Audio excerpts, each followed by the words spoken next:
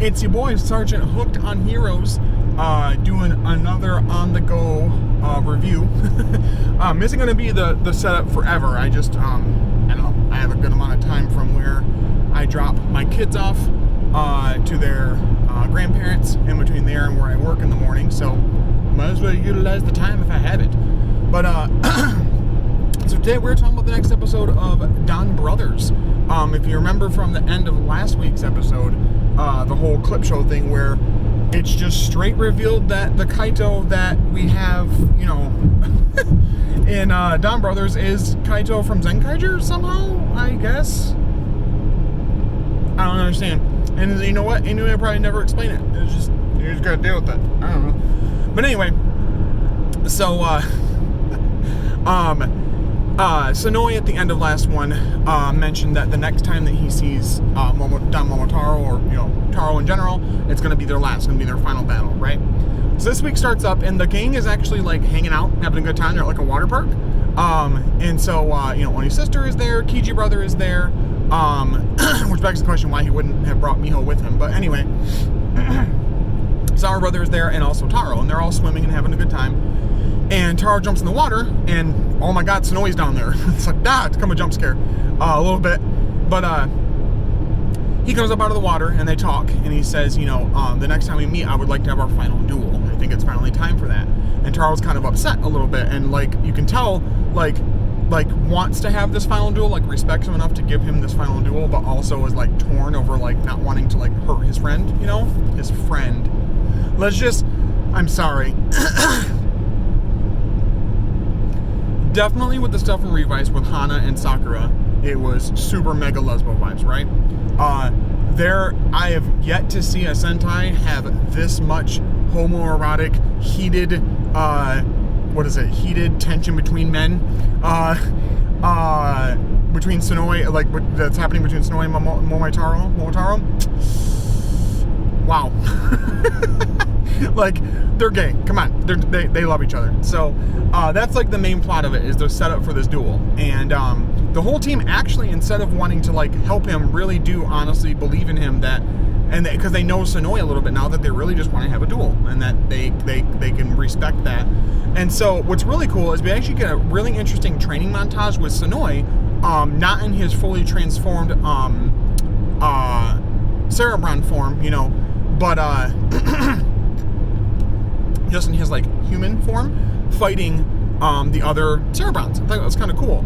Other brain persons.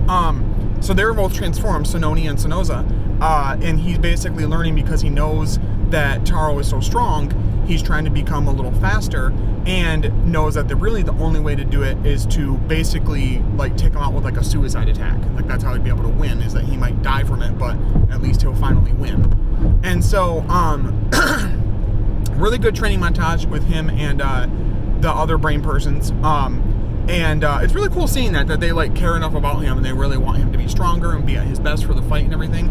Again, the show is doing wonders, working wonders for its character work. I really got to appreciate that, in the way that like both groups feel like a family. You know, the DonBrothers feel like a family and care about each other and know each other well. And so do the brain persons also, which I really appreciate. We don't get that a lot, that much love given to the villains like this. Villains, you know. So that's happening. And the fight is supposed to happen on a certain day at noon, and Taro ends up working overtime, and he doesn't forget about it, but he works overtime and isn't able to make it. And so while he's working, Sonoe finds him and tells him, you know, hey, you missed our duel, blah blah blah. And he's like, I know, I was working overtime, I'm sorry, but I have to, you know, finish up this job, and then I, you know, and then we can do this, whatever. So Sonoe drives him around and helps him like deliver the packages faster. Yeah, it's really interesting. And so they finally get to the big battle at the quarry, of course, like they always do. The decisive battle at the quarry. They're doing their fight, but while that's happening, it's just pure chaos. The show is pure chaos. So while that's happening, the one beast person detective guy is there, and he's also infected like 5 other like normal civilians with the like, you know, origami thing. So they're at the battle. So are Sonoza and Sononi to help fight off those. The DonBrothers are there, plus the Hitotsuoki guy that was the I think the ninja one. or the Huracantra one, whatever, that one ninja guy that wanted to fight Taro and got his ass beat, he's back again as the Maji Ranger, Hitotsuoki. So just utter chaos of all those people fighting. Don Dragoku, or what is it? Don Dragoku and / Torobolt is there. He keeps swapping between the forms. And he ends up defeating the monster, so that's really cool. So all this huge, gigantic battle, is happening with, the Brain Persons, the Beast Persons, the DonBrothers, the Hitotsuoki, like everybody's fighting everybody. It's a big chaotic battle. And what's really cool is the DonBrothers and the Beast Persons both are like doing their best, that if like they can see that Taro and Sonoi's battle is being interrupted, they stop it. They like push the people away so that they can have their battle. I really appreciate that. It's really interesting to see that they respect them enough as warriors that they know that these two want to have their final battle. And so they're fighting and everything. They have their battle, and ends up in kind of a draw, sort of. Like, if like what ends up happening is like they attack each other and like they slice each other's arms. They're both like kind of hurt, and so they meet up afterwards untransformed, and he like wraps up his arm and whatever, and they wrap up each other's arms and they basically kiss. I mean, come on, they need to at this point. So, and also Don Murasame was there at the battle too. Yeah, just absolute chaos. So. That's what happens because Don Dragoku stops what's it called, Don Murasame. He gives Murasame back. Also, Sonoi starts to reveal more of Murasame's backstory and what it is. He also reveals to Don Momotaro that the Don clan that he's from, not only did they create the Beast Persons, it was an experiment, and it went, awry, clearly, and they tried to like steal it away and it just didn't work, clearly. But that Don Murasame, he starts revealing a little bit about him, and like you wouldn't know that his actual identity, and he's about to say it, and then it moves on to the next thing. So I'm guessing we're going to get more about that. As I mentioned in previous reviews, they did come out in an interview saying that like summertime is like their chill time with Sentai, where they're trying to have more, light, fluffy, kind of nicer plots that don't push the plot forward too much. Whereas this is trying to be, I think this episode 27 is trying to be kind of the end of that completely. So we finally get the end of their fight. So him and Sonoi finally fight, and he ends up being victorious. He beats Sonoi. And he's very upset by doing so. You can tell it's taken, a lot for him to do that and everything, and how much they do care about each other. What's interesting is Don Murasame comes and picks up Sonoi afterwards and takes him away. So it's not like 100% clear that Sonoi is dead necessarily. If I had to wager a guess, maybe people were right that he'll be the new host of Don Murasame going forward. I don't know for sure. But it's interesting that Murasame picked him up and took him away. I wonder what they're going to do with that exactly. But overall, it was a really good episode. It had definitely the DonBrothers, chaotic fever dream, flair to it, while also having a really nicely, tightly focused story on Sonoi and Momotaro. And seeing the two of them like at odds with each other, but also like respecting each other enough to wanting to have an honorable battle is super cool. I'm a big sucker for that when that happens in Sentai, when they can make a complex villain that isn't just out to just be evil, mwahaha, twirl the mustache type. They can actually like do something and like, be a threat and also like be deep as a character.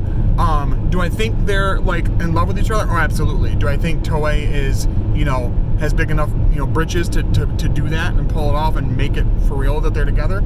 Probably not. I mean, I don't know. I don't really know how all of that is viewed in Japan as far as like, homosexual relationships and everything. I think that it'd be awesome, but I mean, they have to get to that point if they're going to, and I don't know if it's going to be a kid show meant for an 8 to 10 year old demographic, you know what I mean? So, not that it shouldn't happen there, but I don't know if that's going to happen in this type of show.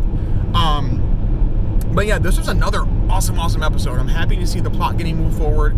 Interesting to see what's going to happen with the Brain Persons going forward now that Sonoi is dead, whatever that means. Taro was also dead for a while. And what's going on with Don Murasame, the big revelation that the Don clan created the Beast Persons, so that's really interesting.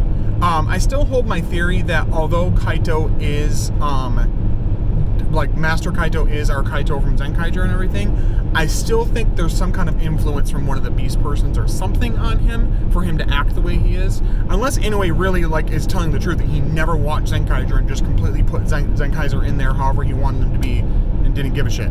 And that's fine, because, I mean, Sentai has a penchant for doing that. Toku does a penchant for doing that and just not explaining anything. So, especially Inoue. I mean, he's very chaotic in the way he writes. But overall, this is a really entertaining episode. I really, really enjoyed it. I think they did a lot of really good things with it, and it is easily pushing this series up into my top 5. It's really, really tightly focused and written. Yes, it's chaotic. Yes, it's comedic at times, and it's got a lot of, you know, ridiculous things that happen, but what Sentai doesn't. And especially for falling off of something like Zenkaiger, like, it'd be weird if this was like a super chill Sentai where they're just like hanging out and nothing bad happens. You know what I mean? Like, it'd be weird. So, score-wise, I'd probably give this a banger 10 out of 10. This is probably my favorite episode thus far, other than Dandogoku / Torabolt's, you know, debuts, and Dan Onitaijin's debut. Next week is supposed to be not only the debut of Toradora Onitaijin, but also the Dandogoku / Torabolt's, was it Toradora Draganjin, in the like you know, they did Onitaijin on the ground fight, you know, like smaller ground fighting. They're doing that with the Six Rangers mecha as well. So I think that's pretty cool. So we're getting that and the combined mecha of all of them together, plus like this badass horse that it's riding on. So I think that's kind of cool. As far as content coming up, I did just put up my Kamen Rider Geats episode 1 review, so check that out. Some of my thoughts on that. I tried to keep it reined in a little bit, as much as I could, because this Thursday, depending on when you're watching this, live Thursdays at 7:30 p.m. Eastern Time, started a podcast, Henshins and Homies, where we talk about, we geek out about that week's newest episodes of Sentai Rider and Power Rangers when it is on. And also try to, every now and then, highlight a community member, have them on as a guest and talk about stuff. This week, our first guest for the show, because we just started last week, the first guest we're having is actually Squall Charleston. And he'll be on there to talk about Geats, his overall thoughts on it, how he, you know, what he liked about it, didn't like, all of that, kind of going back and forth about that.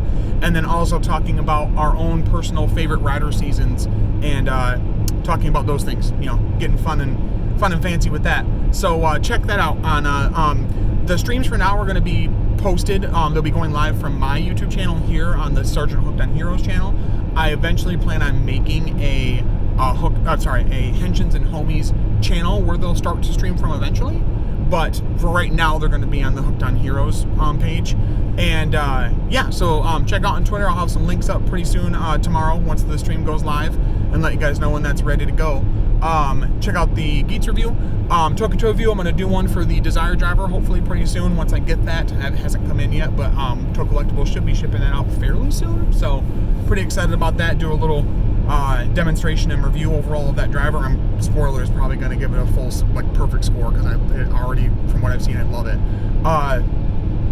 But yeah, so thank you so much for watching, for subscribing, for commenting when you guys can. Hoping to see more of that. That'd be cool. Let me know in the comments below what you guys thought of this week's episode of DonBrothers. Favorite things. Did you love it, hate it, in the middle? That kind of a situation. Thank you for sharing, subscribing, all of that good stuff. We're past 300 subscribers now. We're at 315? 312, something like that, which is bonkers to me. Thank you guys so much. Definitely follow Henshins and Homies on Twitter.